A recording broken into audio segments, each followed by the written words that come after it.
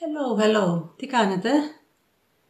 Εγώ είμαι on time και σημαίνει ότι δεν θα ακούσω δικαιολογίες τύπου είχε πολλή κίνηση έξω στο δρόμο και καθυστερούμε, άρα δεν περιμένω κανένα. Με την έννοια ότι είμαστε όλοι σε μία θέση, είμαστε στη βάση μας, που σημαίνει ότι ξεκινάμε στην ώρα μας και αυτό είναι πάρα πολύ ευχάριστο, γιατί τις περισσότερες φορές ο χρόνος μας δημιουργεί προβλήματα, αλλά τώρα, σε αυτές τις συνθήκες, ο χρόνος ίσως και να λειτουργεί υπέρ μας. Θα δούμε, θα αναλύσουμε κάποια πράγματα σήμερα για να δούμε πραγματικά αν αυτό που βιώνουμε σήμερα, αυτές τις μέρες και τις επόμενες μέρες, αν είναι ευλογία ή αν είναι κάτι άλλο. Αυτό θα ανακαλύψουμε σήμερα με 4 επιγνώσεις, που αυτές οι επιγνώσεις θα μας βοηθήσουν με κάποια άσκηση που θα κάνετε. Και θα ήθελα επίσης να σας πω ότι να έχετε κοντά σας ένα χαρτί και ένα στυλό για να γράψετε κάποια πράγματα, να κάνουμε μια άσκηση μαζί. Μια άσκηση που πιστεύω θα σας βοηθήσει αυτό το χρόνο που έχετε μπροστά σας, αυτό τον ελεύθερο χρόνο που έχετε, να βάλετε μια τάξη σε πολλά πράγματα στη ζωή σας. Και επίσης θα σας βοηθήσει να ανατρέχετε κάθε φορά σε αυτές τις 4 επιγνώσεις, που είναι πάρα πολύ απλές, αλλά είναι τόσο χρήσιμες. Γιατί είναι χρήσιμες? Γιατί είναι σαν να τακτοποιείς τελικά τον εαυτό σου και να αντιλαμβάνεσαι κάθε φορά που βρίσκεσαι. Είναι δηλαδή και μια ενδοσκόπηση, χωρίς όμως πολλές περιττές αναλύσεις, γιατί και οι περιττές αναλύσεις δεν εξυπηρετούν κάπου. Άρα ο σκοπός μας εδώ σήμερα είναι να αντιληφθούμε το τι μας συμβαίνει εσωτερικά, να αντιληφθούμε τι συμβαίνει συλλογικά, μέσα από τις 4 επιγνώσεις να βάλω μια σειρά στη ζωή μας, μια τάξη στη ζωή μας, παραπάνω τάξη στη ζωή μας, και παράλληλα να δούμε τελικά πώς θα βγούμε από όλο αυτό. Θα ακούσετε κάποια λόγια που θα σας διαβάσω, ένα φρέσκο πράγμα την πηγή μου. Ξέρετε εσείς όσοι είστε κοντά μου για την πηγή, που πάντα μεταφέρει πολύ ωραία μηνύματα. Όπως και σήμερα βέβαια αυτό το μήνυμα είναι λίγο, δεν θα πω αυστηρό, θα πω λίγο αφυπνιστικό, αλλά με μια, όπως είναι το τρίτο μάτι, δηλαδή είναι αυτή η εικόνα, αυτό είναι και τέλος. Δεν υπάρχει έτσι στόλισμα εδώ. Σε αυτά τα λόγια λοιπόν υπάρχει μια τεράστια αλήθεια, τεράστια τοποθέτηση, ένα ξεβόλεμα, αλλά όλο αυτό βοηθάει, λειτουργεί, γιατί πραγματικά αυτό χρειαζόμαστε. Γιατί ο χρόνος μπορεί να είναι αρκετός στις μέρες μας, αλλά δεν πρέπει να είναι περιττός. Και βέβαια, οι μαθητές μου σίγουρα θα έχετε ακούσει ότι δεν υπάρχει χρόνος για χάσιμο. Το λέω συνέχεια αυτό, δεν υπάρχει χρόνος για χάσιμο. Ούτε ένα λεπτό δεν έχουμε χρόνο για χάσιμο. Που σημαίνει ότι πρέπει να είμαστε πάρα πολύ επικεντρωμένες στο τι θα κάνουμε, πότε θα το κάνουμε και γιατί θα το κάνουμε. Όλες οι πράξεις μας, όλες οι σκέψεις μας, όλα τα συναισθήματά μας, το κάθε τι πρέπει να έχει μια τάξη, μια εσωτερική τάξη, μια εσωτερική τοποθέτηση ανώτερων συναισθημάτων, γιατί μόνο έτσι θα πορεύεσαι σε έναν αληθινό τρόπο ζωής. Θα ξεκινήσω λίγο από το συλλογικό κομμάτι. Το συλλογικό κομμάτι ίσως αφορά περισσότερο τους ανθρώπους που έρχονται εδώ ή που με έχουν προσεγγίσει, αλλά επειδή το Κέντρο Θεραπείας και Έρευνας Ιλαρίων τοποθετείται και ασχολείται και με τη θεραπεία και τη διδασκαλία αλλά και την έρευνα, είναι πολύ σημαντικό να ακουστούν κάποια πράγματα που έχουν να κάνουν με την έρευνα καθαρά αυτή τη στιγμή. Ένα πολύ δυνατό στοιχείο, πολύ ενδιαφέρον στοιχείο, σκεπτόμενοι την Κίνα και προσπαθώντας να κατανοήσουμε την Κίνα σαν μια οντότητα, θα ανατρέξουμε σε κάποιες πληροφορίες που υπάρχουν. Οι πληροφορίες ότι όπως και ο άνθρωπος έχει ενεργειακά κέντρα, έτσι και πάνω στον πλανήτη υπάρχουν ενεργειακά κέντρα.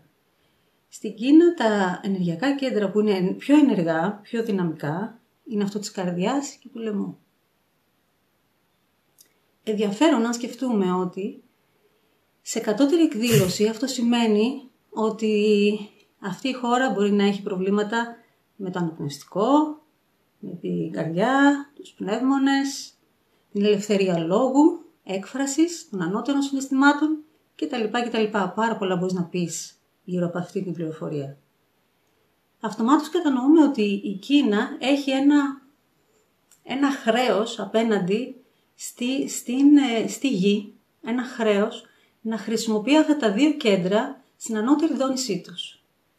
Αυτό το έχουμε δει στην Κίνα να συμβαίνει, το έχουμε δει πότε, έχουμε δει όταν η σοφία της Κίνας εκδηλώθηκε μέσα από την κινεζική ιατρική και μέσα από τους σοφούς, γενικά και τις διδασκαλίες που έχουμε πάρει από την Κίνα, αλλά βλέπουμε ότι όταν στρέφεται ο άνθρωπος σε αυτή την ενέργεια που λαμβάνει μέσα από την καρδιά του και το λαιμό, στρέφεται στην εμπορικότητα της γνώσης, στην εμπορικότητα της επιστήμης, στην εμπορικότητα γενικότερα και το χρήμα, εκεί ο άνθρωπος το χάνει και από υπερβολική ανάγκη για διάκριση πηγαίνει στο εργαστήριο και στο εργαστήριο δημιουργεί, μιμείται τη φύση. Εκεί είναι το βασικό πρόβλημα που ξεκινάει. Ότι ο άνθρωπος αυτή τη στιγμή είναι το μόνο βασίλειο που είναι περιορισμένο. Όλα τα υπόλοιπα βασίλεια λειτουργούν μια χαρά. Κανένα άλλο βασίλειο δεν ενοχλείται. Το ανθρώπινο βασίλειο είναι περιορισμένο. Και βλέπουμε ότι όντως ο άνθρωπος είναι ο μόνος που έχει δείξει τεράστια ύβρις απέναντι στη φύση. Ποια είναι η ανάγκη του ανθρώπου τελικά να μιμηθεί τη φύση και να φτιάξει από λαχανικά μέχρι και φάρμακα που θα βοηθήσουν με κάποιο τρόπο και αν βοηθήσουν κτλ. Βλέπουμε λοιπόν ότι η Κίνα έχει αυτή την δόνηση να επηρεάζεται στην καρδιά είτε θετικά στο να υπηρετεί την ανθρωπότητα, είτε καταστρεπτικά στο να δείχνει ψυχρότητα και σκληρότητα και βλέπουμε ότι αυτό το πρόσωπο έχει αυτή τη στιγμή αυτή η χώρα. Σαν χώρα αυτό το πρόσωπο έχει. Ερχόμενοι στην Ελλάδα, το ενεργειακό κέντρο που δονείται στην Ελλάδα είναι το κέντρο του μετώπου. Το κέντρο του μετώπου, κατά κάποιο τρόπο, είναι ένα κέντρο το οποίο δηλώνει τη νοητική διάβγεια, τη νοητική δύναμη. Έχουμε δει ότι η Ελλάδα έχει αποδείξει πόσο δυνατός νους είναι, σαν οντότητα πάλι, και πόσο δυνατά μυαλά φιλοξενεί, έτσι, αυτή η χώρα. Όμως, πόσοι στην Ελλάδα είναι αυτοί που τελικά ασχολούνται με αυτή τη νοητική δύναμη για να υπηρετήσουν πάλι την ανθρωπότητα. Και ποιος τελικά είναι αυτός που υπηρετεί την ανθρωπότητα. Και εδώ καλούμαστε να σκεφτούμε, γιατί βλέπω, ας πούμε, είναι πάρα πολύ ωραία αυτά που βλέπω, ότι μπαίνουμε στην υδροχοϊκή εποχή, όλα τέλεια, όλα πολύ ωραία, να χαρούμε, να μην πέφτουμε κλπ. Αλλά έχουμε πολύ δρόμο ακόμα για την υδροχοϊκή εποχή. Δυστυχώς έχουμε πολύ δρόμο ακόμα. Γιατί έχουμε πολύ δρόμο ακόμα, γιατί έχουμε δει, αν σκεφτούμε από το 2012, ότι από το 2012 περιμένουμε την τεράστια αφήγηση του κόσμου και όλο περιμένουμε και όλο ξυπνάς και την επόμενη μέρα που ξυπνάς σκέφτεσαι τα καλύτερα, ότι σήμερα θα είναι μια υπέροχη μέρα, μιας ανώτερης δόνησης μέρα και ξέρετε τι εννοώ και βλέπεις ότι δεν είναι ακριβώς έτσι τα πράγματα. Ελπίζεις ότι βιώνεις την υδροχοϊκή εποχή. Αυτό που χρειάζεται να κάνουμε είναι να αντιληφθούμε τι δεν έχουμε κάνει εμείς προσωπικά. Η μονάδα. Γιατί οι περισσότεροι τι κάνουν, οι περισσότεροι ανοίγουν την τηλεόραση ή διαβάζουν κάτι και αρχίζουν και κρίνουν τι δεν κάνει καλά ο τάδε πρωθυπουργός, τι δεν κάνει καλά ο πολιτικός, τι δεν κάνει καλά το σύστημα υγείας, τι δεν κάνει καλά ο ένας, τι δεν κάνει καλά ο άλλος. Δεν σκέφτεται κανείς τι δεν κάνει καλά ο εαυτός του. Τι πρέπει να κάνει ο καθένας μας για αυτή την κατάσταση, για να πούμε ότι μπαίνουμε στην εποχή του υδροχώου, μπαίνουμε στην εποχή της αφύπνισης. Καλούμαστε να το κάνουμε ο καθένας με τη μονάδα του, γιατί φαίνεται ότι το ομαδικό πνεύμα δεν λειτουργεί. Δεν πειθαρχεί ο κόσμος να ασχοληθεί με το ομαδικό πνεύμα. Υπάρχει μια ατομικότητα. Αφού δεν εξυπηρετεί το ομαδικό πνεύμα, ας ασχοληθεί ο καθένας με τη μονάδα του, με την ατομικότητά του, να αφυπνιστεί. Με οποιοδήποτε τρόπο και αν μπορεί και καταφέρει. Δεν έχει σημασία ο τρόπος ή το μονοπάτι, σημασία έχει η οδός. Καλείται λοιπόν ο κάθε άνθρωπος να μπει σε αυτή την οδό. Γι' αυτό και θα σας διαβάσω κάποια λόγια τώρα, αυτά τα λόγια που σας είπα ότι ήρθαν, που είναι τα λόγια που μιλούν για το τίτλο που έχω δώσει σε αυτό το live, βρέχει επιγνώσεις.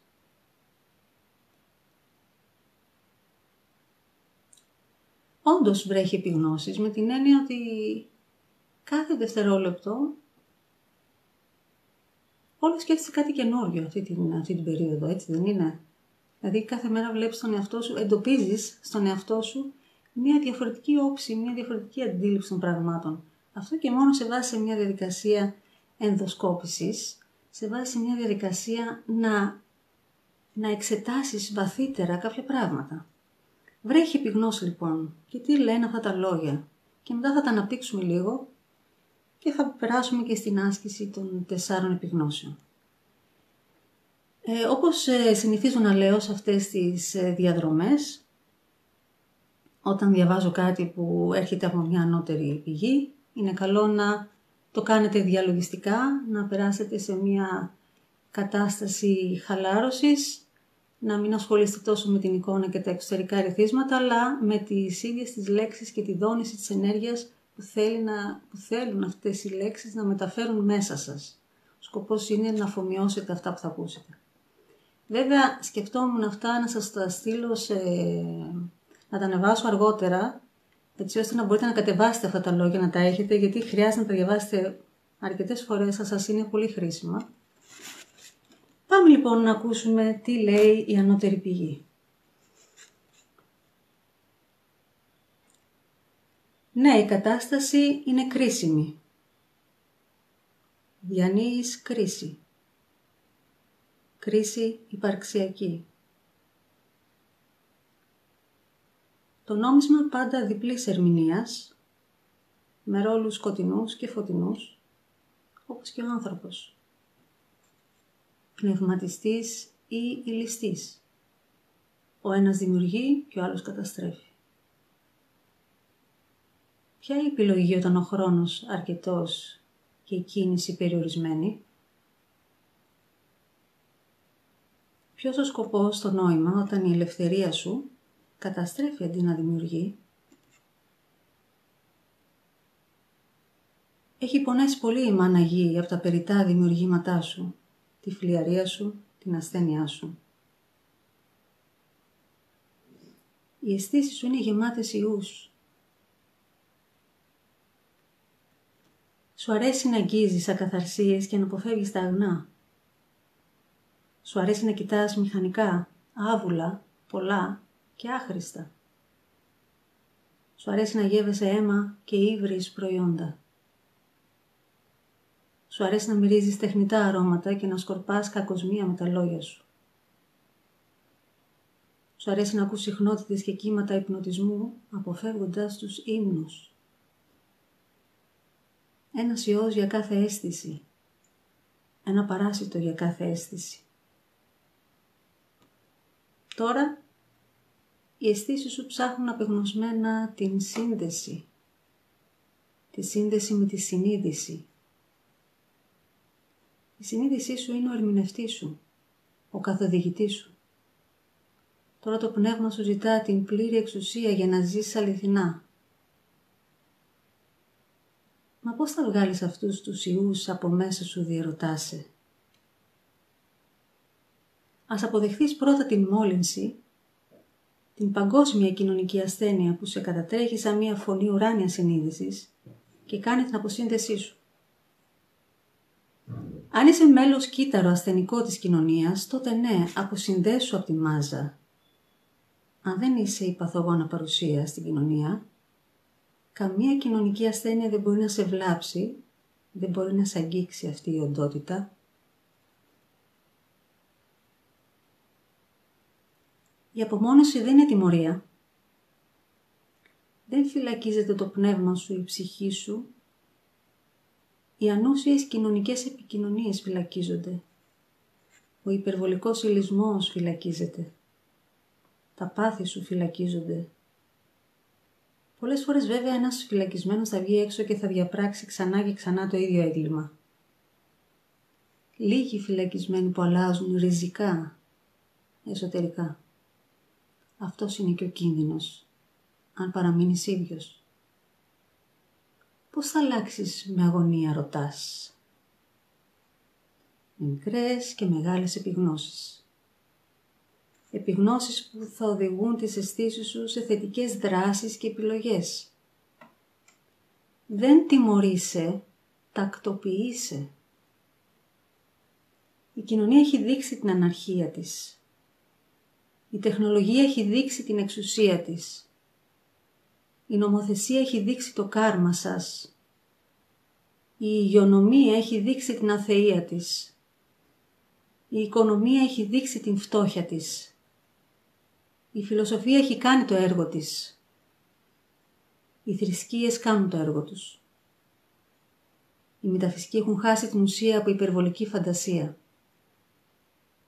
Οι πνευματικοί ζουν τη ροή. Βλέπουν. Το σώμα, εσύ, ο νους, η καρδιά σου. Δεν σου αρέσει το ομαδικό πνεύμα, δεν πειθαρχίζει να αλλάξει τον κόσμο, τότε άλλαξε τον δικό σου κόσμο. Μείνε σπίτι στον οίκο σου, όχι σε αυτόν που σου σχεδιάσανε χωρίς πύλη, όχι. Μείνε μέσα στον πνευματικό σου οίκο, μέσα στο καταφύγιό σου, εκεί που βρίσκεται η ανώτερη συνείδησή σου. Εκεί που σε φωτίζει η ψυχή σου και αν το πετύχεις, η κρίση θα πάψει για σένα. Τότε μια ανώτερη επίγνωση θα σε βρει, η διάκριση. Αυτά ήταν τα λόγια. Και πάνω σε αυτό θέλω να μείνουμε σε κάποιες περιοχές. Η μία περιοχή είναι ότι όντως η κρίση που διανύουμε είναι κρίση υπαρξιακή και σημαίνει ότι στην κρίση φαίνεται ο άνθρωπος. Και φαντάζομαι ότι έχετε υποψιαστεί και έχετε δει γύρω σας το τι συμβαίνει και αν πραγματικά είστε σε καλό δρόμο ή όχι, φαίνεται από τις κρίσεις που διανύουμε και όχι από τις καταστάσεις όταν είμαστε σε ύφεση και ότι όταν δεν είναι όλα καλώς, νιώθεις ότι είσαι μια χαρά. Στα δύσκολα όμως φαίνεται τι άνθρωπος είσαι. Ένα είναι το κρατούμενο αυτό. Το δύο πολύ ενδιαφέρον εδώ είναι ότι δεν μπορεί να σε αγγίξει αυτή η οντότητα αν δεν είσαι μέλος της κοινωνικής ασθένειας. Γιατί πραγματικά πρέπει να κατανοήσουμε ότι αυτό που βιώνουμε έξω είναι κοινωνική ασθένεια. Δεν είναι ατομική ασθένεια, είναι κοινωνική ασθένεια. Αφορά όλη την κοινωνία, αφορά όλο τον κόσμο. Είναι παγκόσμια κατάσταση. Τι σημαίνει αυτό? Ότι αν είσαι εσύ αποστασιοποιημένος από αυτή τη μόλυνση την κοινωνική, δεν μπορεί να σε αγγίξει αυτή η ασθένεια, όπως και αν λέγεται. Και είναι σημαντικό να μην έχετε σύνδεση καθόλου με αυτή την ασθένεια, καθόλου με αυτό το όνομα. Να μην χρησιμοποιείτε τα ονόματα που έχουν οι ασθένειες. Να μην χρησιμοποιείτε τα ονόματα των ιών. Αποστασιοποίηση από οποιαδήποτε σύνδεση με αυτά. Μην δεσμεύεστε καθόλου με την ενέργειά τους, γιατί τα πάντα είναι ενέργεια. Έτσι. Φανταστείτε ότι τα πάντα είναι ενέργεια. Άρα κάθε ασθένεια έχει την οντότητά της. Αυτό σου λέει τα λόγια εδώ. Κάθε ιός, κάθε ασθένεια έχει την οντότητά της. Κάθε φορά την επικαλείσαι, όταν λες το όνομά της, όπως όταν φωνάζει ένα φίλο σου. Γεια σου Μαρία, γεια σου Κατερίνα. Συνδέεσαι με αυτή την παρουσία, συνδέεσαι με αυτή την οντότητα. Άρα, ποιος ο λόγος να συνδεθείς? Δεν συνδέεσαι ποτέ με αυτή την οντότητα. Σαν να μην υπάρχει, δεν σε αγγίζει. Έτσι καταλαβαίνεις ότι δεν σε αγγίζει αυτή η οντότητα. Πραγματικά, γι' αυτό πολλοί άνθρωποι περνάνε και από μολυσματικές ασθένειες. Έχουμε δει βιντεάκια και έχουμε ακούσει ανθρώπους που έχουν δουλέψει σε πολύ έντονα μολυσματικές ασθένειες και σε ιούς και δεν έχουν αρρωστήσει ποτέ, γιατί δεν έχουν συνδεθεί ποτέ. Έχουν δείξει μια ακεραιότητα, μια δύναμη και δεν συνδέονται καθόλου με την αρρώστια. Συνδέονται με το φως το οποίο εξυπηρετεί στο να βοηθήσουμε τους άλλους. Έτσι, αυτή είναι η τοποθέτησή μας. Σύνδεση με το εσωτερικό μας φως για να βοηθάμε τους άλλους σε περίοδους κρίσης. Όχι να αποδυναμώνουμε το δικό μας εσωτερικό φως και να καθόμαστε σε μία γωνιά και να περιμένουμε ποιος θα μας σώσει. Έτσι. Έχουμε εσωτερικό φως, δυνατό εσωτερικό φως. Γιατί έχουμε φτάσει σε αυτή την κατάσταση να πιστεύουμε ότι είμαστε λίγοι, ότι δεν είμαστε αρκετοί, ότι δεν είμαστε αρκετά δυνατοί να ανταποκριθούμε σε οποιαδήποτε κρίση? Δεν το καταλαβαίνω. Γιατί, γι' αυτό το λόγο αναφέρομαι στις αισθήσεις σήμερα. Γιατί οι αισθήσεις είναι οι πύλες που μπορούν να σε απελευθερώσουν ή οι πύλες που μπορούν να σε φυλακίσουν. Η μία όψη και η άλλη όψη. Θα τα αναφέρω παρακάτω.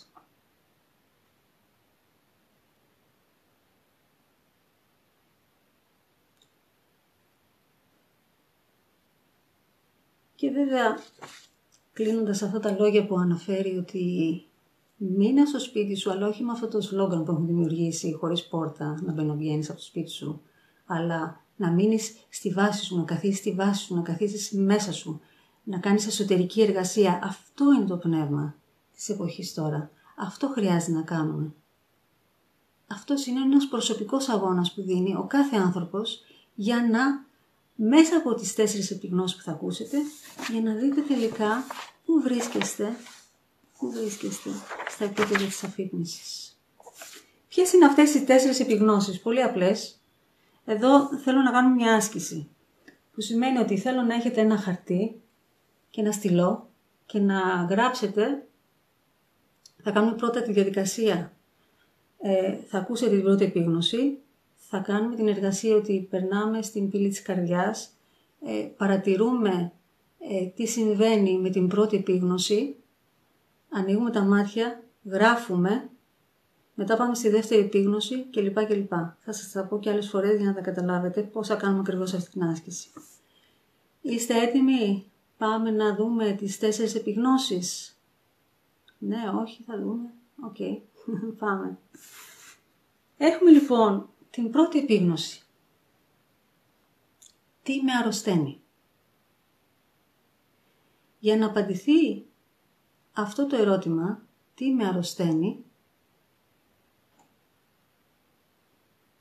για να έχω την απάντηση σε αυτό το ερώτημα, τι με αρρωσταίνει, θέλω να κλείσω τώρα τα μάτια μου και να μεταφερθώ στην περιοχή της καρδιάς και μέσα στην περιοχή της καρδιάς εκεί υπάρχει ο αληθινός με αυτός, ο οποίος μου δίνει πάντα αληθινές απαντήσεις. Οκ? Άρα μέσα στον προσωπικό με αυτό, στον αληθινό με αυτό, ρωτάω τώρα τον εαυτό μου τι είναι αυτό που με αρρωσταίνει. Είναι πρόσωπο, είναι κατάσταση, είναι τομέα ζωής, είναι ελάττωμα? Μένω λίγο. Τι είναι αυτό που με αρρωσταίνει? Πρώτη επίγνωση. Μένω.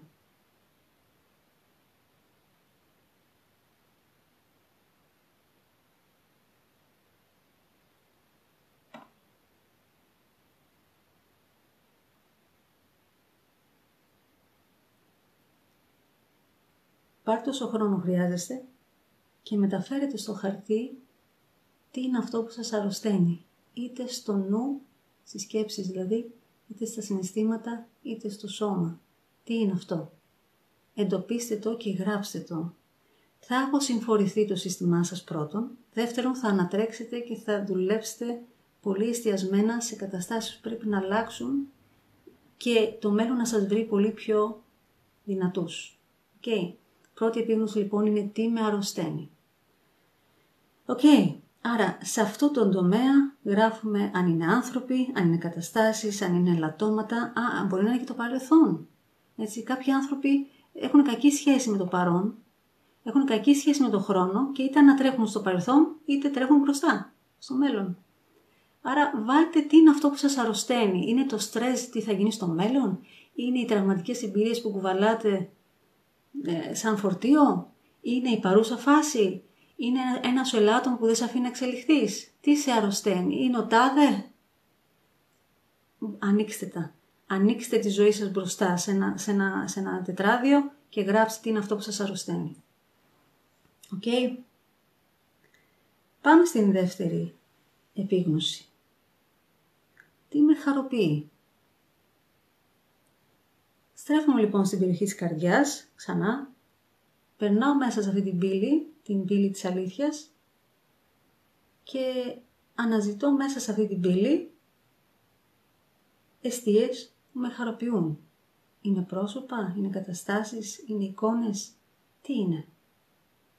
Μένω λίγο και αναζητώ την αλήθεια. Ποιες είναι αυτές οι πηγές που με χαροποιούν. Τι είναι αυτό που με χαροποιεί. Μένω.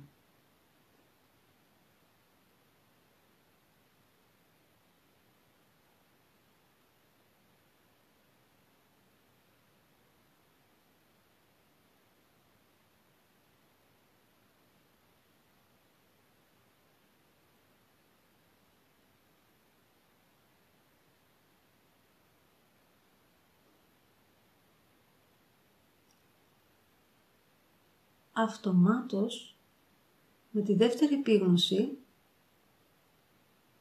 αρχίζω λίγο να συγκρίνω το τι με αρρωσταίνει και το τι με χαροποιεί, αν η ζυγαριά γέρνει προς τα κάπου. Για να δω πόσες αιστείες χαράς έχω, πόσες ασθενικές αιστείες έχω. Για να δω, μπορώ να το σηκώσω αυτό. Επιγνώσεις λοιπόν. Με ενδιαφέρει λοιπόν γιατί μέσα από τις πρώτες δύο επιγνώσεις προχωράω στην τρίτη επίγνωση. Και η τρίτη επίγνωση ποια είναι? Προτεραιότητες. Ποιες είναι οι προτεραιότητές μου? Περνάω λοιπόν στην περιοχή της καρδιάς. Ρωτάω τον αληθινό μου εαυτό. Ρωτάω το πνεύμα της αλήθειας μέσα μου. Τι είναι προτεραιότητα για μένα? Τι είναι προτεραιότητα για μένα? Ο εαυτός μου, οι άνθρωποι γύρω μου, ένας τομέας ζωής, η εξέλιξή μου, τι είναι αυτό? Μένω.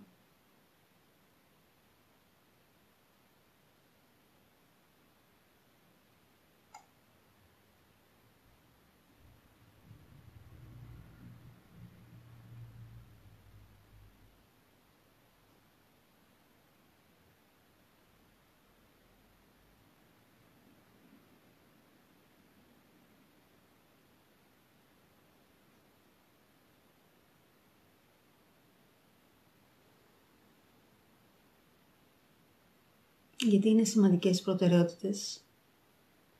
Γιατί στις προτεραιότητες καταλαβαίνεις πραγματικά αν έχεις διάχυση ή όχι. Γιατί στην καθημερινότητα, όταν ξαναβγείς πάλι στους ρυθμούς τους παλιούς, γιατί τώρα προτεραιότητες, δεν υπάρχουν και πολλές, αλλά όταν θα ξαναβγείς στους παλιούς σου ρυθμούς, πρέπει να είσαι οργανωμένη στις προτεραιότητες. Και σαφώς, για όλο τον κόσμο, προτεραιότητα θα πρέπει να ήταν ο εαυτός του. Γιατί μόνο αν είσαι εσύ καλά, μπορείς να βοηθήσεις και άλλους. Και αυτό είναι σημαντικό, γιατί δεν πρέπει να νιώθει κανένας εγωιστικά αν φροντίζει τον εαυτό του. Πρέπει πρώτα να φροντίσεις τον εαυτό σου για να μπορείς να φροντίζεις άλλους. Άρα προτεραιότητα σίγουρα είναι ο εαυτός σου. Είναι πολύ σημαντικό αυτό, να έχετε πάντα μια σειρά, μια γραμμή προτεραιοτήτων, για να μην χάνετε, να μην σπαταλάτε τη μέρα σας, τις ώρες σας σε ανούσια πράγματα και να νιώθετε λιθαργικοί, γιατί η έλλειψη προτεραιοτήτων δημιουργεί αυτή τη λιθαργικότητα και χάνεις πολύτιμο χρόνο.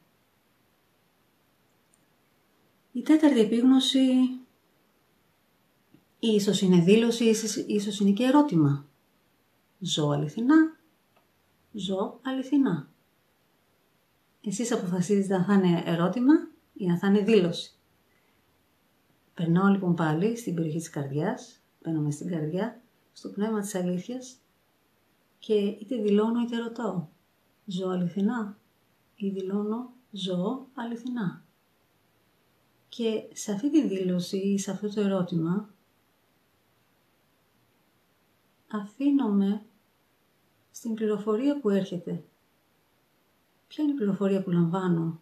σε αυτή τη δήλωση, σε αυτές τις λέξεις. Να ζω αληθινά. Αυτό που έχω δημιουργήσει, η ζωή που έχω δημιουργήσει είναι η αλήθεια μου. Αυτό έχει σημασία μόνο. Σημασία δεν έχει ο σκοπός, ο στόχος, η αποστολή που πολλοί ρωτάνε με αγωνία. Ποια είναι η αποστολή μου, δεν ξέρω για ποιο λόγο είμαι εδώ, γιατί γεννήθηκα. Ο μόνος σκοπός, στόχος, αποστολή για όλο τον κόσμο τελικά ποιος είναι? Να ζεις αληθινά. Αυτή είναι, να είσαι στην αλήθεια. Αυτό είναι πραγματικά ο τρόπος να ζεις. Αυτή η τέταρτη επίγνωση λοιπόν θα σε οδηγήσει, θα οδηγήσει τις προηγούμενες επιγνώσεις. Γιατί αν ζεις αληθινά, δεν θα έχεις κάτι να σε αρρωσταίνει. Έτσι. Αν ζεις αληθινά, δεν θα χάνεσαι ποια είναι η προτεραιότητα. Αν ζεις αληθινά, θα ζεις πάντα στην δόνηση της χαράς. Και αυτό είναι πάρα πολύ σημαντικό. Ό,τι και να μας συμβαίνει, καλούμαστε να είμαστε συνδεδεμένοι με την αλήθεια. Είναι μια πολύτιμη ποιότητα που χρειαζόμαστε.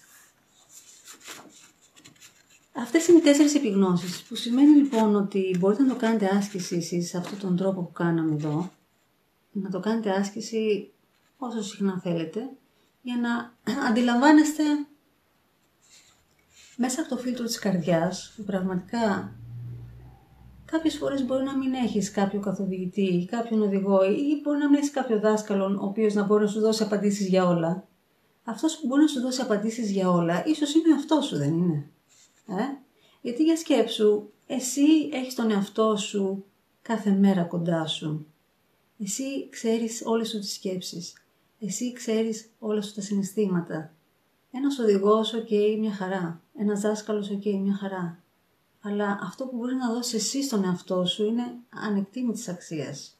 Και πρέπει πάντα να έχεις καλή σύνδεση με τον εαυτό σου. Και μια καλή περιοχή για να αποκτήσεις καλή σύνδεση με τον εαυτό σου είναι η καρδιά. Να πάμε λίγο στις αισθήσεις. Αισθήσεις, ψευδαισθήσεις. Γιατί πολλές φορές από τη στιγμή που τα αισθητήρια όργανα είναι πραγματικά πύλες, έτσι, τα αισθητήρια όργανα είναι πύλες που δεχόμαστε συνέχεια καταγραφές εξωτερικές. Που σημαίνει ότι αν δεν μπούμε σε διαδικασία να φιλτράρουμε όλες αυτές τις καταγραφές, είμαστε λίγο χαμένοι. Χανόμαστε δηλαδή με τόσες πολλές καταγραφές και οι περισσότερες από αυτές τις καταγραφές είναι ψευδαισθήσεις. Άρα για να βοηθήσουμε τον εαυτό μας, σε αυτή την προκειμένη περίπτωση, σε αυτή την κατάσταση που βιώνουμε τώρα, πρέπει να δούμε λίγο. Όταν ξεκίνησε όλο αυτό, σου λένε μην αγγίζεις. Το πρώτο πράγμα που σου πειράξανε ήταν η αφή.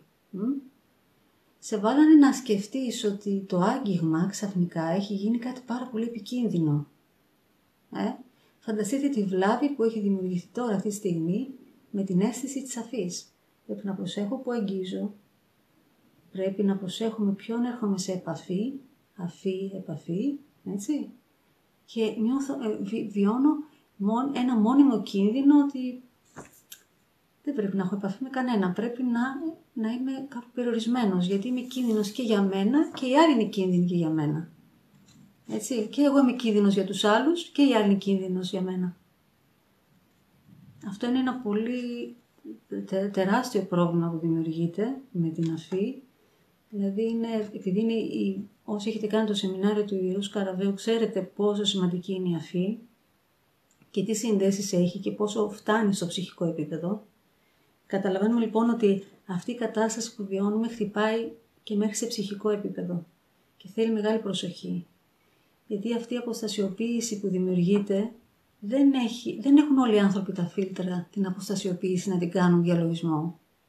Πολλοί άνθρωποι τη μαραζώνουν αυτή τη στιγμή, βιώνουν τεράστια κατάθλιψη από τη μοναξιά τους και από αυτή τη μόλυνση νιώθουν ότι σαν να έχουν λέπρα. Έτσι, πολλοί άνθρωποι βιώνουν αυτή την κατάσταση πάρα πολύ άσχημα. Στην αφή λοιπόν κρατήστε ότι εγώ δεν έχω καμία επαφή με κανέναν ιό. Καμία επαφή με κανέναν ιό. Δεν με αφορά. Δεν έχω καμία επαφή με κανέναν ιό. Μας κάνει? Μας κάνει. Στην αφή λοιπόν δηλώνω καμία επαφή με κανέναν ιό. Ό,τι αγγίζω δεν έχει ιό. Καμία επαφή με κανέναν ιό. Δεν με αφορά, δεν με αγγίζει, δεν κάνω καμία σύνδεση, καμία επαφή με αυτό που ονομάζεται όπως ονομάζεται και λέγεται ιός. Στην όραση, τι έχει γίνει με την όρασή μας? Βλέπουμε αριθμούς, κάθε μέρα βλέπουμε αριθμούς, κάποιοι μετράνε τους ανθρώπους. Όλοι αυτοί οι άνθρωποι έχουν χάσει τα ονόματά τους και έχουν γίνει αριθμοί που είναι άρρωστοι, αριθμοί που έχουν πεθάνει. Κάποιοι πεθαίνουν, αριθμός. Αναλώσιμο είδος. Βλέπεις στα μάτια σου, τα μάτια σου αποκτούν μια ανημποριά. Τα μάτια σου καταγράφουν τον τρόμο, τα μάτια σου καταγράφουν την αγωνία, τι θα γίνει στο μέλλον κλπ. Αντί τα μάτια σου να εκπέμπουν το φως της ψυχής σου, εσύ τι κάνεις, όποιος το κάνει, εύχομαι όχι εσείς που παρακολουθείτε, τι κάνει? Όχι φως, έχει εξαφανιστεί το φως από τα μάτια των ανθρώπων. Είναι σε ένα πέπλο. Έχει πέσει πέπλο στα μάτια των ανθρώπων. Φοβούνται να κοιτάξουν τον άνθρωπο. Το έχετε δει αυτό? Φοβάσαι να κοιτάξουν τον διπλανό σου. Κατεβάζει τα μάτια, να μην τον δεις, γιατί θα μεταδοθεί και από τα μάτια ο ιός. Έτσι. Σκύβεις το κεφάλι και δεν κοιτάς. Και δεν εκπέμπεις το φως της ψυχής σου. Γιατί? Γιατί δεν πιστεύεις αυτό ίσως. Ποιος ξέρει. Στην όραση λοιπόν, εγώ αρνούμαι ψεύτικες καταγραφές. Απλά αρνούμαι ψεύτικες καταγραφές. Δεν με αφορά ότι είναι ψεύτικο. Από τη στιγμή που αντιλαμβάνομαι ότι αυτός ο κόσμος, και όσοι είστε πιο μεταφυσικοί καταλαβαίνετε ότι αυτός ο κόσμος είναι εν μέρη πραγματικός κόσμος, γιατί αυτός ο κόσμος αστρονομικά πλέον, με βάση τις διαστάσεις πλέον, είναι ένας κόσμος που έχουμε δημιουργήσει εμείς από τον τομέα της επιθυμίας μας ο καθένας. Okay? Άρα είναι ένας κόσμος φτιαχτός από εμάς. Πώς θα δώσουμε τόση δύναμη στην όραση των φυσικών οφθαλμών όταν ξέρουμε ότι αυτή η πραγματικότητα είναι μία πραγματικότητα από τις λιγοστές πραγματικότητες σε άλλες διαστάσεις, ανώτερες διαστάσεις ύπαρξής μας. Σαφώς ζούμε σε έναν κόσμο ψευδαίσθησης. Okay. Για να μπορέσουν λοιπόν τα φυσικά μάτια να συνδεθούν με την αληθινή εικόνα, πρέπει να κλείσουν τα μάτια για να συνδεθείς με την αληθινή εικόνα. Γιατί όλο αυτό που βλέπουμε γύρω μας είναι ένας κόσμος που έχει δημιουργηθεί από επιθυμίες. Που σημαίνει ότι δεν είναι όλα αυτά που βλέπω επιθυμίες προσωπικές μου, άρα δεν είναι και συμβατές με μένα. Άρα καταλαβαίνω ότι δεν δέχομαι καμία ψεύτικη καταγραφή να περάσει στα μάτια μου. Ό,τι είναι ψεύτικο απομακρύνεται. Δεν δέχομαι να το κοιτάξω καν. Αν κάνετε, εσείς που όσοι έχετε κάνει το σεμινάριο αυτό, καταλαβαίνετε ότι κάποια στιγμή τα μάτια έχουν συγχρονιστεί τόσο γρήγορα, που μόλις αντικρίζεις μια ψεύτικη εικόνα, είναι πραγματικά σαν να κατεβάζει ρολά. Αρνείσαι να δεις το ψέμα. Όταν φτάσεις σε αυτή τη διάσταση, η φυσική σου όραση, να αντιλαμβάνεται την ψεύτικη εικόνα, αρνείσαι να συνδεθείς με αυτή την εικόνα. Εκεί θέλουμε να φτάσουμε. Έτσι θα είμαστε ελεύθεροι. Γιατί στις αισθήσεις είναι αυτό που σε πιάνει και σε ελέγχει. Όταν οι αισθήσεις σου είναι ελεύθερες, δεν μπορεί να σε πιάσει κανείς. Στην όσφρηση τι έχει γίνει με αυτή την κατάσταση? Ποια είναι η αγαπημένη μυρωδιά αυτή την περίοδο? Ας μου πει κάποιος, αν ξέρει, ποια είναι η αγαπημένη μυρωδιά? Τα αντισηπτικά, έτσι. Δεν το πιστεύω αυτό το πράγμα. Φανταστείτε λοιπόν ότι έχουμε χάσει τα φυσικά μας αρώματα και αυτό που βλέπουμε να κυκλοφορεί έντονα είναι η μυρωδιά του αντισηπτικού. Η καλύτερη εισπνοή και η καλύτερη εκπνοή. Και έχουμε μπει σε μια διαδικασία να μετράμε και τις αναπνοές μας, όχι για να μην ενοχλούμε, έτσι. Μετράμε τις αναπνοές μας γιατί δεν ξέρεις τι μπορεί να έχει μέσα το οξυγόνο. Τι εισπνέω, τι εκπνέω. Εισπνέω φόβο, εκπνέω φόβο. Εισπνέω φόβο, ανασφάλεια, εκπνέω ανασφάλεια, φόβο. Εισπνέω αρνητικότητα, εκπνέω αρνητικότητα. Εισπνέω αντισηπτικά που γράφει κάποιος εδώ. Ναι, εισπνέω τα αντισηπτικά. Αν μπορώ να τα βάλω και στα ρουθούνια και στα μάτια για να μην περάσει τίποτα, μα αυτό είναι... Δεν είναι αστείο, βρε παιδιά, δηλαδή. Θα καταστρέψουμε όλες τις αισθήσεις μας με αυτό που γίνεται. Στη γεύση. Η γεύση τώρα, εδώ έχουμε μια μεγάλη πρόκληση. Γιατί θα βγούμε όλοι χοντροί βούδες από αυτή την κατάσταση. Ή θα μπούμε στη θέση εκείνη να γευτούμε πραγματικά, ουσιαστικά, την πνευματική τροφή. Θα κάνουμε άσκηση πνευματικής τροφής. Θα αναζητήσουμε την πληρότητα μέσα από εσωτερικές θρέψεις. Ή θα πέσουμε με τα μούτρα στο φαγητό και θα είμαστε κινέζικοι βούδες. Σημαίνει τώρα εδώ, επειδή μπαίνει το ένστικτο της επιβίωσης, έτσι, πολλοί άνθρωποι έχουν μπει σε αυτή τη διαδικασία, στο ένστικτο της επιβίωσης. Να προλάβω να πάω στο σούπερ μάρκετ, να έχω φαγητό, να έχω το ένα, να έχω το άλλο. Πού, ποιο πνεύμα, ποια πνευματική τροφή, τι είναι αυτά που μου λες, εδώ τα της επιβίωσης τώρα τι θα κάνω. Μα δεν είναι έτσι. Δεν έχεις μπει μέσα στο σπίτι σου για να κάτσεις να τρως όλη μέρα. Έχεις μπει στο σπίτι σου, έχεις κάτσει στη βάση σου, έχεις κάτσει στο ριζικό σου κέντρο, έχεις κάτσει σε αυτό το τσάκρα, γιατί περιμένει η κουνταλίνη να ανέβει κάποια στιγμή. Βιώνουμε και αυτή την αγωνία του εσωτερικού ανθρώπου, ο εσωτερικός άνθρωπος, ο φωτεινός μας άνθρωπος, ο ηλιακός μας άνθρωπος που είναι μέσα μας και αναζητάει να πάρει την πλήρη εξουσία του σώματος. Τι περιμένεις, να αναβαθμιστείς, να αφυπνιστείς. Γεύση λοιπόν, στις γεύσεις θα δηλώνω ότι εγώ γεύομαι όλες τις γεύσεις της ζωής με εμπιστοσύνη. Ακόμα και αυτό που συμβαίνει πρέπει να το γεύομαι, να το παίρνω, να καταπίνω όλη αυτή την εμπειρία, τη γεύση, είτε είναι πικρή, είτε είναι ξινή, είτε είναι ό,τι είναι αυτό που βιώνει ο καθένας, πώς το βιώνει, να το απορροφήσω, να το αφομοιώσω σαν μια εμπειρία και να δείξω εμπιστοσύνη σε αυτό το ρυθμό που είναι αργός ρυθμός τώρα αυτή την περίοδο, αλλά αυτός ο αργός ρυθμός όμως θα με πάει κάπου. Γιατί κάθε φορά που θα έχετε εξωτερική ακινησία, εσωτερικά υπάρχει κίνηση. Πρέπει να το θυμάστε αυτό. Εσωτερική ακινησία, εξωτερική κίνηση. Εξωτερική ακινησία, εσωτερική κίνηση. Αυτό δείχνει και η ροή. Η ροή τι θέλει να σου πει. Και εδώ η ροή θέλει να σου πει ότι πρέπει να καθίσεις, να βάλεις το σώμα σε ακινησία και να αρχίσεις να δουλεύεις εσωτερικά.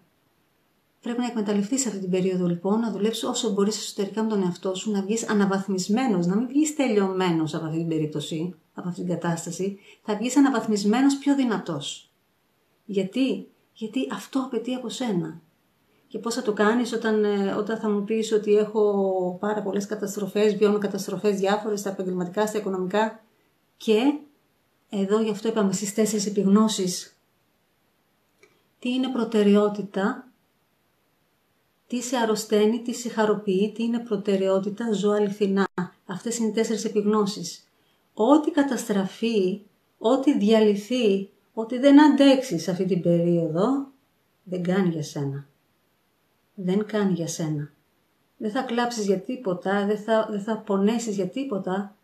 Ό,τι και να φύγει αυτή την περίοδο θα φύγει για καλό σου.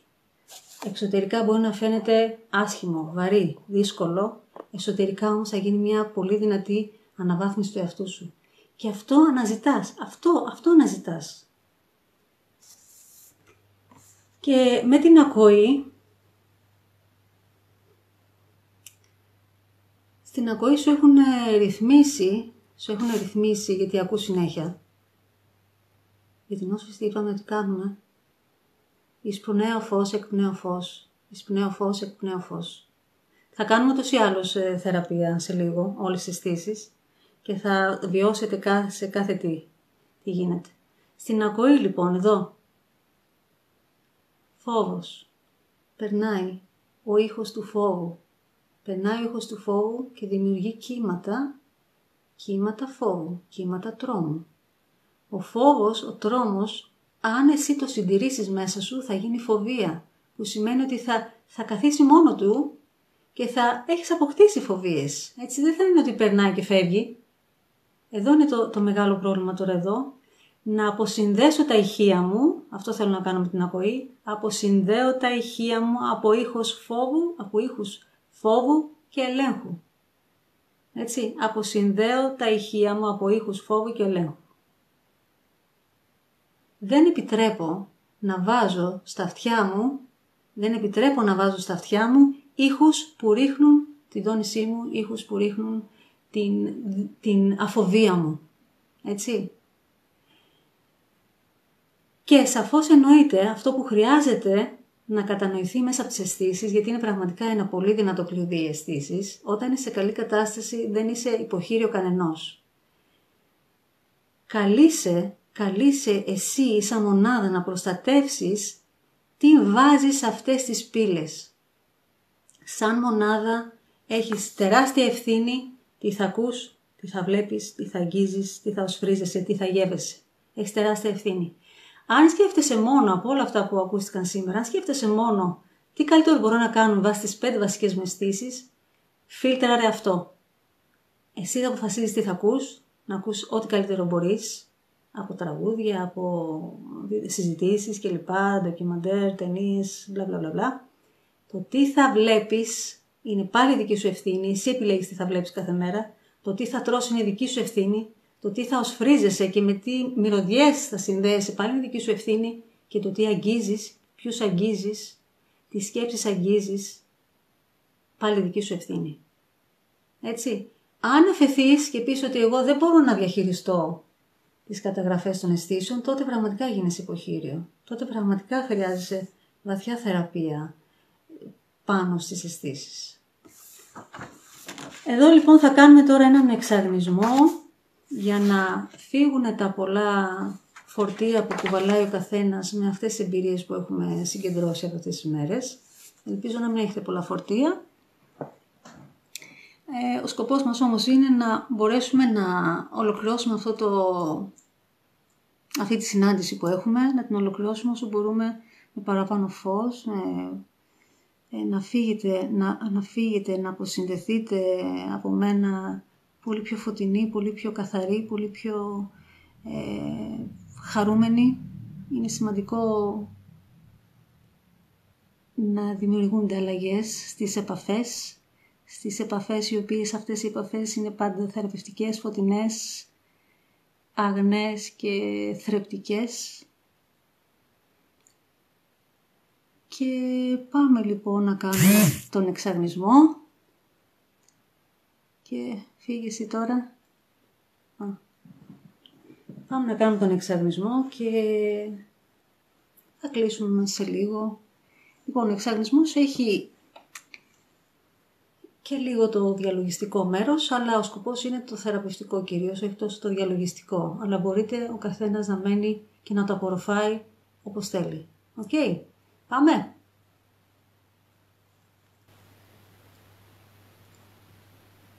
Κλείνω τα μάτια μου.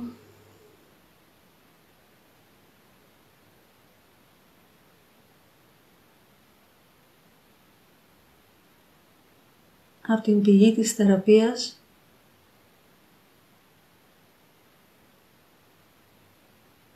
ουράνιο μπλε φως με προσεγγίζει.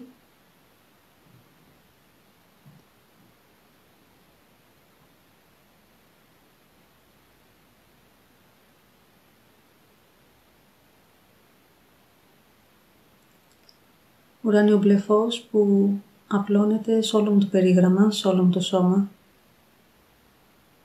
Όλο μου το σώμα γίνεται μπλε λαμπερό φως.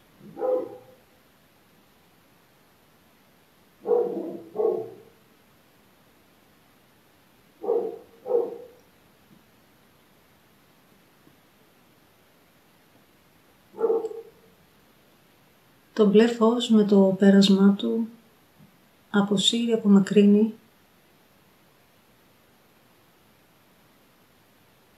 κάθε τι μολυσματικό, παρασιτικό, ό,τι σκοτεινό διαλύεται μέσα στο ουράνιο μπλε φως.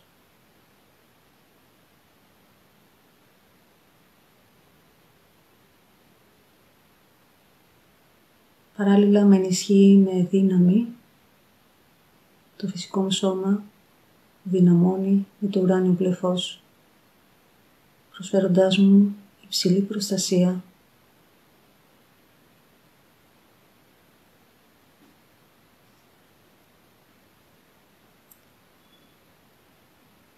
Το ουράνιο μπλε φως αγγίζει όλα μου τα σώματα και με ενισχύει με υψηλή προστασία.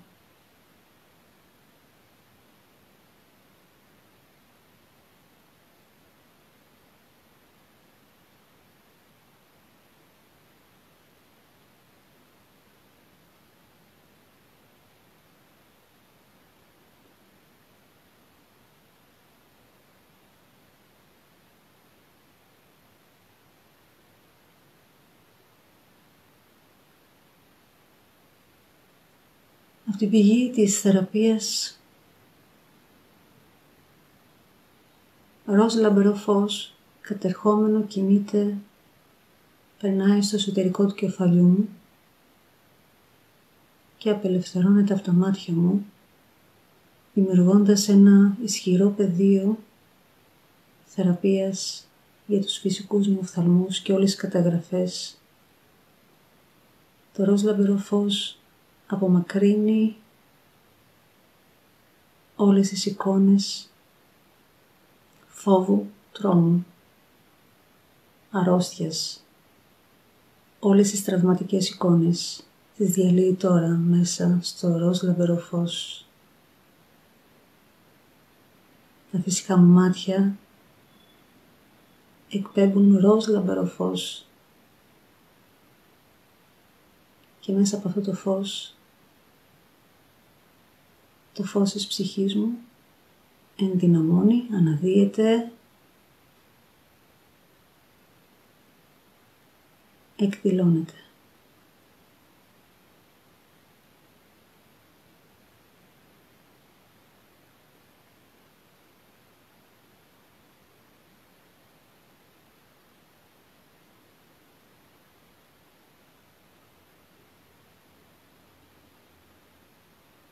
Αγνό λευκό φως γεμίζει το χώρο γύρω μου. Εισπνέω αγνό λευκό φως, εκπνέω αγνό λευκό φως. Η αναπνοή μου αβίαστα σε σύνδεση με το αγνό λευκό φως.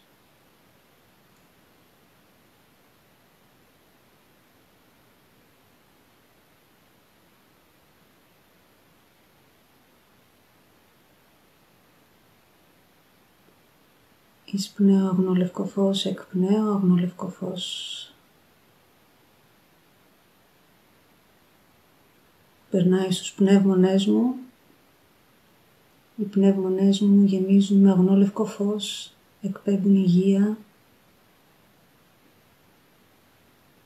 Όλο μου το σώμα γεμίζει με λαμπερό φως. Με κάθε μου εισπνοή γεμίζω αγνό λευκό φως. Οσφρίζομαι τα αγνά αρώματα της φύσης.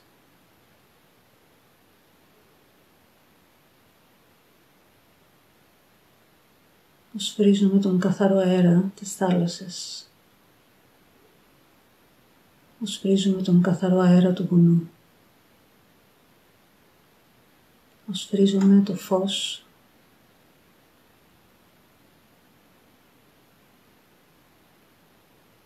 την αγνότητα.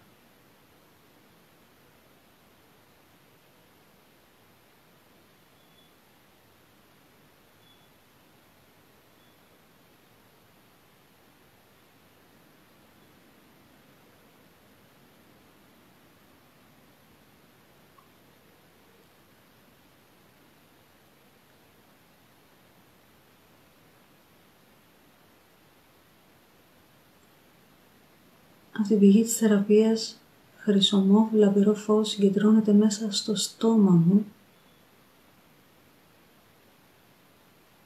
σαν ένα νέκταρ,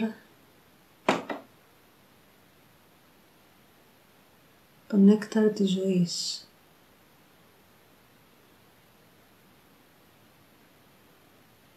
Το στόμα μου γεμίζει με χρυσομόβ λαμπερό φως. Γεμίζει με πνευματική τροφή. Και καταπίνω αυτή την τροφή και το φως της πνευματικής τροφής απλώνεται μέσα μου, κάνοντας τη ζωή μια ευχάριστη εμπειρία. Γεύομαι τη ζωή.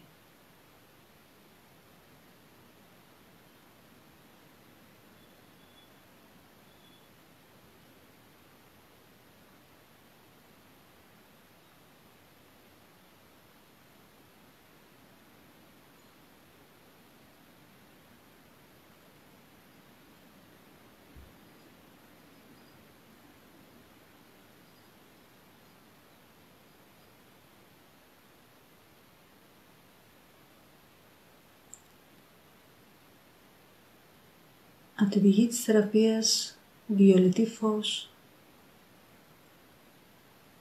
κατερχόμενο κινείται και περνάει μέσα στο κεφάλι μου. Το βιολετή φως βγαίνει από τα αυτιά μου, απομακρύνοντας όλη τη φλιαρία, όλες τις αρνητικές καταγραφές,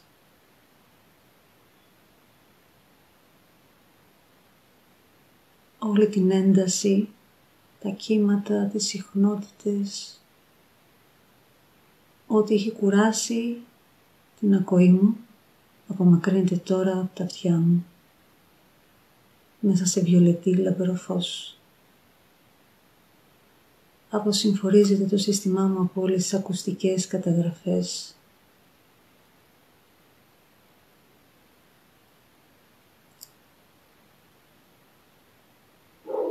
Και συγχρονίζω τα ηχεία,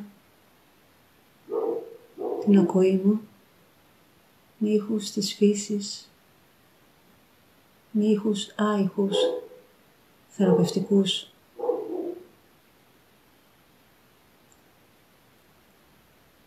Συγχρονίζω τα ηχεία μου με τον ήχο της ψυχής μου, τον ήχο της καρδιάς μου και ξεκουράζομαι σε αυτούς τους ήχους.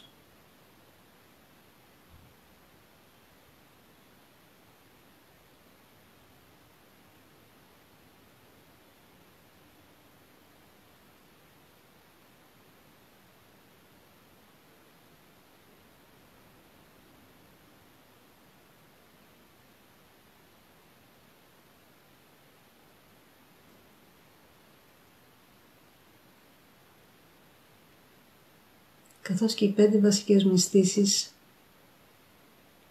έχουν συνδεθεί με την πηγή της θεραπείας, βιώνω μια εσωτερική δύναμη, ασφάλεια, αντοχή. Βιώνω το κάλος της αρμονίας, καθώς οι αισθήσεις μου εναρμονίζονται, αποσυμφορίζονται από αυτό τον καταιγισμό αρνητικών πληροφοριών, καταγραφών.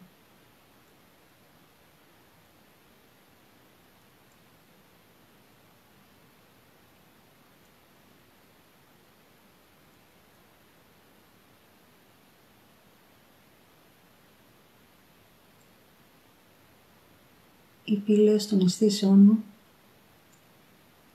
μένουν σταθερά συνδεδεμένες με την πηγή του φωτός και με δυναμική αποθούν ό,τι καταγραφή δεν κάνει για μένα. Με δυναμική αποθώ ό,τι καταγραφή δεν κάνει για μένα. Με δυναμική απορρίπτω βλάβες, απορρίπτω μολύνσεις, απορρίπτω φορτία.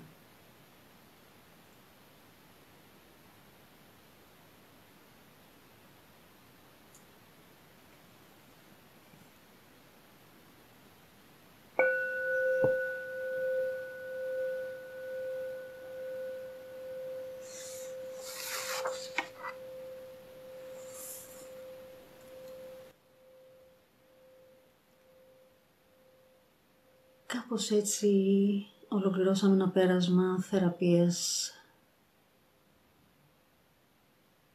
Όχι όπως το κάνουμε βέβαια στο σεμινάριο, αλλά με έναν τρόπο που μπορούν όλοι να συμμετέχουν. Ο σκοπός είναι αυτό το βίντεο θα το ανεβάσω και να είναι και σταθερό όσοι θέλετε να κάνετε θεραπεία για τις αισθήσεις σας και να ξανακούσετε τις επιγνώσεις κλπ. Θα υπάρχει αυτό το υλικό στις επόμενες μέρες στο YouTube, στο κανάλι μου. Κρατήστε μέσα από αυτή μας τη συνάντηση ότι για να φτάσουμε σε μια εποχή υδροχοϊκή, αυτό καλείται να το κάνει ο καθένας ατομικά, καλείται να αναλάβει την ευθύνη του εαυτού του και με ωριμότητα να συνεισφέρουμε κι εμείς, ο καθένας από την πλευρά του, να συνεισφέρει σε αυτή την αφύπνιση που τόσο πολύ έχουμε ανάγκη, για να πάψουν όλες αυτές οι καταχρήσεις που γίνονται, να πάψει πια το ανθρώπινο βασίλειο να είναι το πιο τοξικό βασίλειο που υπάρχει πάνω στη γη, να πάψουν οι πόλεμοι, οι νοητικοί πόλεμοι, οι τεχνολογικοί πόλεμοι, οι ηλεκτρονικοί πόλεμοι, να πάψει όλη αυτή η δυσαρμονία που επικρατεί και να δείξουμε ότι εμείς το ανθρώπινο βασίλειο που περπατάμε με δύο πόδια, ότι μπορούμε να είμαστε το ανώτερο βασίλειο